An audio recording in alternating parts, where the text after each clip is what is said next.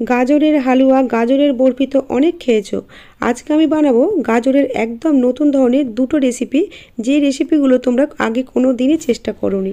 গাজর দিয়ে তৈরি একদম নতুন রেসিপি, যে রেসিপিগুলো বানাতে কোনো ঘি, তেল বা চিনির সিরা কিছুই প্রয়োজন হবে না। এগুলো ছাড়াই এই রেসিপিগুলো খেতে যেমন সুস্বাদু হয় আর বানানো চটজলদি হয়ে যায়। রেসিপিগুলো ভালো লাগলে একটা লাইক করে দিও, আর চ্যানেলে নতুন বন্ধু হয়ে থাকলে চ্যানেলটা সাবস্ক্রাইব করে আমার পাশেই থেকো। তাহলে চলো বন্ধুরা, রেসিপিগুলো বানানো শুরু করি। এই রেসিপিগুলো বানানোর জন্য প্রথমেই আমি 3টে বড় বড় সাইজের গাজর নিয়েছি, আর এখানে আমি লাল কালারের গাজরগুলো নিয়েছি, তাহলে রেসিপিগুলোর কালার খুব ভালো আসবে। গাজরগুলোকে প্রথমে ধুয়ে পরিষ্কার করে তারপরে গাগুলোকে হালকা করে চেঁচে এইভাবে গোল গোল করে কেটে নিয়েছি। গাজরের ভিতরের অংশে যদি এরকম সাদা বা হলুদ কালারের পার্ট থাকে তাহলে সেগুলোকে বাদ দিয়ে দিতে হবে। আমার এখানে 3 পিস গাজরের মধ্যে 1 পিস গাজর পুরোটাই লাল ছিল, তো সেগুলোকে আমি গোল গোল করে কেটে নিয়েছি, আর বাকি দুটো গাজরের মাঝখানের অংশগুলোকে বাদ দিয়ে দিয়েছি। এই মাঝখানের অংশগুলো ফেলে না দিয়ে কোনো সবজিতে ব্যবহার করা যাবে। আমরা গাজরগুলোকে এখন পেস্ট করব, তাই গোল গোল অংশগুলোকে সরু সরু করে কেটে নিয়েছি যাতে পেস্ট করতে সুবিধা হয়। তোমরা তোমাদের সুবিধা মতো এইভাবে কেটেও নিতে পারো অথবা গ্রেট করেও নিতে পারো। এখন গাজরগুলোকে মিহি পেস্ট করে নিতে হবে, তার জন্য অল্প একটু দুধ দিয়ে আমি গাজরটাকে মিহি পেস্ট করে নিয়েছি। যেহেতু ছোটো মিক্সিং জারে পেস্টটা ভালো তৈরি হয়, তাই ছোটো জারটাতেই আমি দুবার করে পেস্টটা বানিয়ে নিয়েছি। পুরো পেস্টটাই আমার বানানো হয়ে গেছে। একটা বড় বাটির মধ্যে পুরো পেস্টটাকে ঢেলে নিয়েছি। গাজরের এই পেস্টের মধ্যে এখন দিয়ে দিচ্ছি সুজি। প্রথমে আমি 4 টেবিল চামচ সুজি দিয়ে পেস্টের মধ্যে খুব ভালোভাবে মিশিয়ে নিলাম। পেস্টটা এখনও বেশ পাতলা বলেই মনে হচ্ছে, তাই আরও 2 টেবিল চামচ সুজি আমি দিয়ে দিলাম। এই সুজিটাকেও পেস্টের সাথে খুব ভালোভাবে মিশিয়ে নিতে হবে। যেহেতু এর মধ্যে আমরা সুজি দিয়েছি, তাই সুজিটা ফোলার জন্য এটাকে চাপা দিয়ে রেখে দিলাম 20 মিনিটের জন্য। এখন আমি তোমাদের 20 মিনিট পরে দেখাচ্ছি। বন্ধুরা দেখো, গাজরের যে অতিরিক্ত ময়েশ্চার ছিল সুজি সেটা অ্যাবজর্ব করে নিয়ে অনেকটাই ঘন হয়ে গেছে।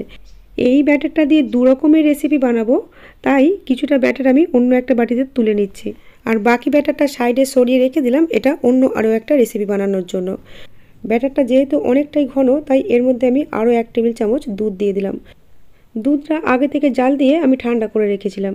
দুধটাকে ব্যাটারের সাথে মিশিয়ে নিয়ে এখন এর মধ্যে বাইন্ডিংয়ের জন্য দিচ্ছি 1 টেবিল চামচ ময়দা, এর বদলে কর্নফ্লাওয়ারও দেওয়া যাবে, আর সাথে দিচ্ছি 1.5 টেবিল চামচ চিনি গুঁড়ো। চিনি গুঁড়োর বদলে গোটা চিনিও দেওয়া যাবে, সেক্ষেত্রে অল্প কিছুক্ষণ রেস্টে রাখতে হবে যতক্ষণ চিনিটা গলে যায়। আর সাথে দিচ্ছি 1 টেবিল চামচ গুঁড়ো দুধ, আর দিলাম অল্প একটু লবণ। এই লবণটা দিলে মিষ্টিগুলো খেতে অনেক বেশি ভালো লাগবে। আর গুঁড়ো দুধটা যদি হাতের কাছে না থাকে তাহলে এটাকে বাদও দিতে পারো, তবে দিলে কিন্তু রেসিপিটা খেতে অনেক বেশি ভালো লাগবে। সমস্ত উপকরণগুলো ব্যাটারের সাথে খুব ভালোভাবে মেশানো হয়ে গেলে এর মধ্যে দিয়ে দিচ্ছি 1/2 চা চামচ বেকিং পাউডার, আর এই বেকিং পাউডারটা ভালোভাবে অ্যাক্টিভেট করার জন্য 1/2 চা চামচ দুধ দিয়ে দিলাম। এখন দুধ আর বেকিং পাউডারটা ব্যাটারের সাথে খুব ভালোভাবে একই ডিরেকশানে হালকা হাতে মিশিয়ে নিতে হবে। মেশানো হয়ে গেলে সাইডে রেখে আমি ওভেনে একটা প্যান বসিয়ে তার মধ্যে 600 ml মতো দুধ দিয়ে দিয়েছি। দুধটা লো টু মিডিয়াম হিটে ফুটতে দিলাম। আর একটা ওভেনে একটা প্যান বসিয়ে দিয়ে সেই প্যানের মধ্যে কয়েক ফোঁটা তেল দিয়ে তেলটাকে খুব ভালোভাবে প্যানের চারপাশে লাগিয়ে দিলাম।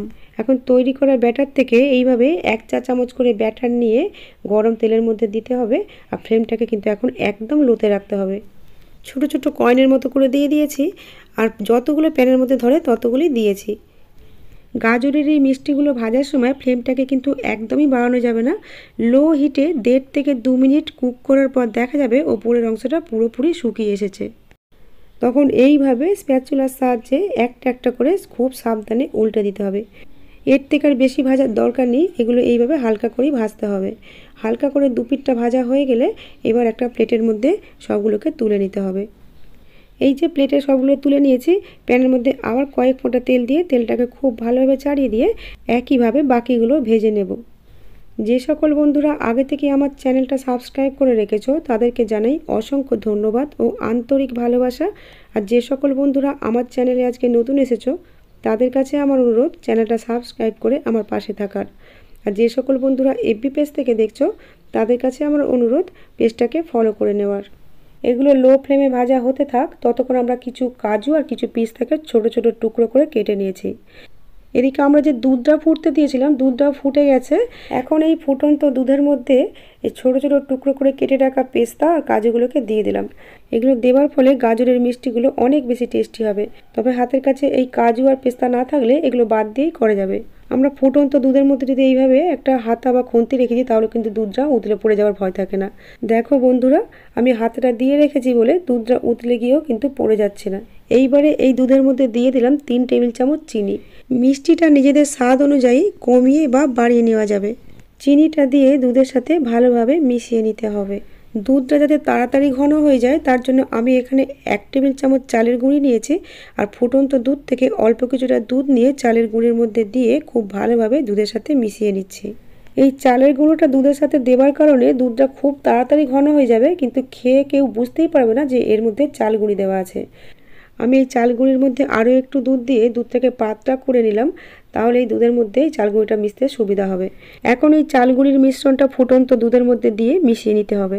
এই মিশ্রণটা দেওয়ার সাথে সাথেই দুধটা খুব তাড়াতাড়ি ঘন হয়ে যাবে। ফ্লেমটাকে লো করে দিয়ে 1 মিনিট মতো ফুটিয়ে আমি ফ্লেমটা অফ করে দিয়েছি। যে মিষ্টিগুলো ভাজতে দিয়েছিলাম ভাজা হয়ে গেছে, তুলে নিলাম, আর বাকি ব্যাটারটাও একইভাবে ভেজে নেব। এগুলোকে একইভাবে লো ফ্লেমে দুপাশটাই উল্টে পাল্টে হালকা করে ভেজে নিয়ে একটা প্লেটের মধ্যে সবগুলো তুলে নিয়েছি। এই মিষ্টিগুলো এইভাবে ভাজাও খাওয়া যায়, কিন্তু আমরা এখানে তৈরি করা দুধের রাবড়ির মধ্যে ভেজাবো, তাই প্লেট থেকে একটা বাটির মধ্যে তুলে নিলাম যাতে ভেজাতে সুবিধা হয়। এদিকে দুধও এইমাত্রই অফ করেছি, খুব গরম আছে। এই গরম অবস্থায় দুধগুলোকে এই গাজরের মিষ্টিগুলোর ওপরে পুরো ডুবিয়ে দিয়ে দিতে হবে। এইভাবে 5 থেকে 7 মিনিট রেখে দিলেই কিন্তু মিষ্টিগুলো একদম রসে ভরে যাবে, ভিতর পর্যন্ত দুধ ঢুকে গিয়ে একদম মিষ্টিগুলো রসে টইটুম্বুর হয়ে যাবে। নরম, রসালো, সুস্বাদু, মুখে দিলেই মিলিয়ে যাবে গাজরের এই মিষ্টিগুলো খাওয়ার জন্য একদম রেডি। যেহেতু গাজরের এই মিষ্টিগুলো বানাতে আমাদের কোনো তেলের প্রয়োজন পড়েনি, তাই এই রেসিপিটা কিন্তু একটা স্বাস্থ্যকর রেসিপি। এইবারে আমরা বানাবো গাজর দিয়ে গাজরের রাসদুলারি পিঠা। এই পিঠাটা একদমই নতুন একটা রেসিপি। তার জন্য আমি আগে থেকে যে গাজর সুজির ব্যাটারটা রেখে দিয়েছিলাম সেটা ওভেনে একটা প্যান বসিয়ে প্যানের মধ্যে দিয়ে এর মধ্যে 3 টেবিল চামচ মতো চালের গুঁড়ি দিয়েছি। ডোটাকে যেহেতু শক্ত করে বানাতে হবে তাই এখানে চালের গুঁড়িটা ব্যবহার করেছি। এই চালের গুঁড়ির বদলে আরও একটু সুজিও দেওয়া যাবে, আর এর মধ্যে যেহেতু লবণ দেওয়া ছিল না তাই অল্প একটু লবণ দিয়ে দিলাম। ফ্লেমটাকে একদম লোতে করে দিয়ে লো হিটে অনবরত নাড়াচাড়া করে এইটাকে একদম শক্ত একটা ডোতে পরিণত করে নিতে হবে। ডোটা শক্ত করে বানানো হয়ে গেলে একটা প্লেটের মধ্যে নামিয়ে নিয়ে হাতের মধ্যে একটু তেল বা ঘি মেখে নিয়ে ডোটাকে খুব ভালোভাবে মসৃণ করে মেখে নিতে হবে। আর এখানে আমি নারকেলের সাথে গুড়ের পাক দিয়ে একটা পুর বানিয়ে রেখেছিলাম, যেটা আমি ভিডিওতে দেখালাম না, ভিডিওর লেন্থটা অনেকটা বড় হয়ে যাবে বলে। পুরটা তোমরা তোমাদের খুশি অনুযায়ী যে কোনোভাবেই বানিয়ে নিতে পারো। এইবারে ডো থেকে অল্প একটু অংশ নিয়ে প্রথমে বল তৈরি করে তারপর বাটির মতো শেপ দিলাম। আর আমি এখানে একটা প্লেটের মধ্যে কিছুটা নারকেল কোড়া আলাদা রেখে দিয়েছিলাম, সেই নারকেল কোড়ার মধ্যে এই বাটিটাকে পুরোটা গড়িয়ে নিলাম। এইভাবে নারকেল কোড়ার মধ্যে গড়িয়ে নিলে পিঠেটা যেমন দেখতেও ভালো লাগবে তেমনি খেতেও ভালো লাগবে। নারকেল কোড়াটা বাটির চারপাশে খুব ভালোভাবে লাগিয়ে নিয়ে তৈরি করা পুরটা বাটির ভিতরে এইভাবে দিয়ে দিলাম। পুরের পরিমাণটা খুশি মতো কমিয়ে বা বাড়িয়ে নেওয়া যাবে। বাকি পিঠাগুলো একইভাবে বানিয়ে নেব। সব পিঠাগুলোকেই আমরা একইভাবে বানিয়ে নেব। এদিকে আগে থেকে আমরা ওভেনে একটা প্যান বসিয়ে সেই প্যানের মধ্যে কিছুটা জলকে ফুটতে দিয়েছিলাম।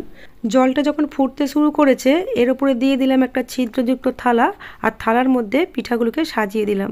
আমি এখানে 4টে পিঠা দিয়েছি, কারণ এগুলো তৈরি হওয়ার পর অনেকটাই ফুলে বড় হয়ে যাবে, তাই বাকি দুটো পরে বানাবো। ফ্লেমটাকে মিডিয়াম টু হাইতে রেখে 10 মিনিট মতো ফুটিয়ে নিলে তৈরি হয়ে যাবে নরম সুস্বাদু গাজরের রাসদুলারি পিঠা। বন্ধুরা, আজ তাহলে এই পর্যন্তই। তোমাদের সাথে আবার দেখা হবে নতুন কোনো রেসিপির সাথে। তোমরা ভালো থেকো, সুস্থ থেকো, সাবধানে থেকো। শেষ পর্যন্ত ভিডিওটা দেখার জন্য তোমাদের সবাইকে জানাই অসংখ্য ধন্যবাদ।